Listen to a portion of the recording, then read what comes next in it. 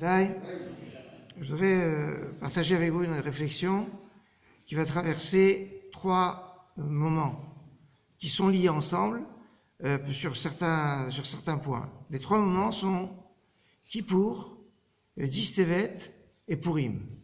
Alors je vais prendre déjà les extrêmes. Purim, Kippourim, c'est un enseignement qui n'est pas un jeu de mots, mais qui met un lien entre le jour de Kippour, où il y a un pardon par le jeûne, où il y a un tirage au sort, quel bouc sera le bouc émissaire ou le bouc pour Dieu. Enfin, il y a de nombreuses choses qui sont en rapport avec Purim, tirage au sort, Purim, et avec on nous dit que Kippour est comme Purim, c'est Kippourim. Donc en général, c'est la ressemblance vers le plus grand. Et alors, on a ce lien Purim, Kippourim, et entre les deux, on a le Dis Tevet. Quel rapport entre le Dis Tevet et Kippour? Ben, les deux, c'est le 10 du mois.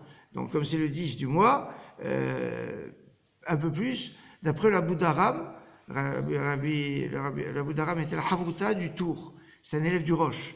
Et l'Abou d'Aram dit, comme il y a marqué, il faut que ce jour-là, on doit jeûner, et que c'est le début du siège, etc. Eh bien, s'il tomberait Shabbat, on aurait jeûné Shabbat, comme Kippour. La plupart des autres poskim, Rashi, Rambam, analysent aussi la question, ils disent non, on n'aurait pas jeûné, il n'y a que Kippour qu'on jeûne le Shabbat, on en reparlera de cette problématique. Comment on aurait pu imaginer qu'on puisse jeûner un 10 Tevet Shabbat? Enfin, ça peut tomber vendredi. Mais en tout cas, on a le 10, jour de jeûne particulièrement grave, puisqu'il peut bousculer même le Shabbat. Et alors, dans ces 3 moments, il y a une réflexion de 3 jours de jeûne. C'est quoi les 3 jours de jeûne? Eh bien, les 3 jours de jeûne, je vais commencer par le plus simple, Purim. C'est marqué en tout-tête dans la Megillah que Esther, elle a institué un jour de jeûne de 3 jours de jeûne. Vous allez me dire, aujourd'hui, on n'est pas concerné par ces 3 jours de jeûne. Mais remarquez que la veille de Purim, on jeûne, c'est le 13 Adar. Mais si, comme cette année, le 13 Adar tombe un Shabbat, on va jeûner le 11 Adar, puisque le 12, c'est vendredi, et on n'institue pas, a priori, un jeûne le vendredi, sauf s'il tombe comme le 10 Tevet.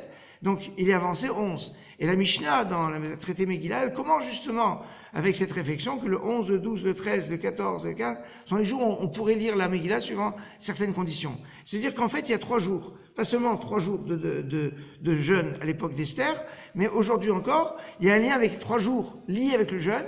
D'ailleurs, c'est intéressant, le jour de la semaine où tombe le jeûne d'Esther, c'est le jour de la semaine où va tomber le jeûne de Kippour. Il y a une similitude entre les deux. Donc, il y a 3 jours, donc avec le 11, le 12 et le 13, entre 3 jours de jeûne par rapport à Purim. Par rapport à Kippour, 3 jours de jeûne, non, on connaît qu'un seul jour de jeûne. Non, mais on dit que celui qui mange bien la veille de Kippour, le 9, c'est comme si qu'il avait jeûné le 9 et le 10. Donc, si c'est comme si qu'il avait jeûné le 9 et le 10, donc ça fait 2 jours de jeûne, plus Kippour, ça fait 3 jours de jeûne. Donc à Kippour, on a aussi 3 jours de jeûne. 3 jours de jeûne à Purim, 3 jours de jeûne à Kippour, et 3 jours de jeûne d'Istevet, oui. Parce que, en fait, c'est marqué dans le Shulchan Aruch que le 8, le 9, et donc le 10 c'est le jeûne du d'Istevet, mais le 8 est le jour où la Torah était traduite en grec. On dit que c'était un jour qui était terrible, qui était comme le jour où il y a eu le veau d'or. C'est un jour, on en reparlera sur la gravité de ce jour du 8 Tevet, de la traduction de la Torah en grec, qui a, entre guillemets, comme si on avait profané la Torah, la rendre profane, c'est-à-dire elle avait plus sa kedusha, elle est accessible à toute personne qui pourrait lire le grec, en imaginant qu'en lisant la Torah en grec, on a lu la Torah, alors qu'on est loin du compte, et sans compter d'autres choses. Le 9, le Shulchan Aruch dit, je ne sais pas ce qui s'est passé ce jour-là. Alors il y a de nombreuses choses qui sont évoquées, notamment, ça je vous en parle cette année, le massacre de Grenade en 1066.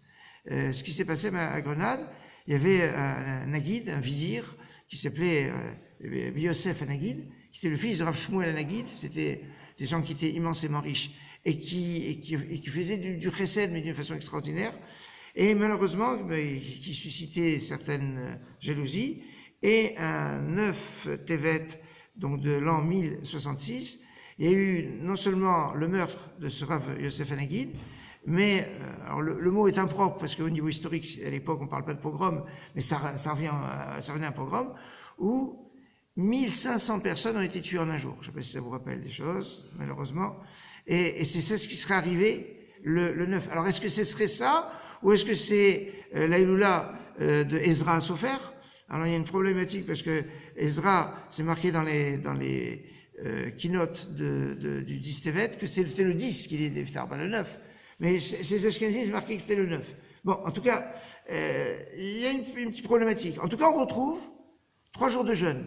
Le 9, le 8, le 9 et le 10. Alors, la similitude est intéressante dans le rapport qu'il peut avoir entre donc Kippour, le 10 Tevet et Purim, à travers ces 3 jours de jeûne, qu'Hachem transforme les jours de jeûne en jours de fête. Amen. Bonne journée.